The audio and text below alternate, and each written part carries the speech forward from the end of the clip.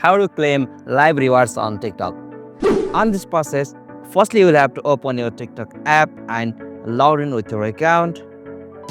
And now from here, you will have to click on your profile icon just at the bottom right corner of the screen. And now from here, go with the option 3 line just at the top right corner of the screen. Okay, so from here you will got options like balance, so simply tap on it. Okay, so from here on this interface you will be see your live rewards on this section. So right now I have no any live rewards on my TikTok account. So from here, by tapping on the live rewards section, you will be able to claim your every rewards that you have been got from live. So this is the easiest and simplest method to claim the rewards from TikTok. Hope you like this video, and please don't forget to subscribe our YouTube channel for more quick and short tutorial like this. Thank you for watching this video. Have a nice day.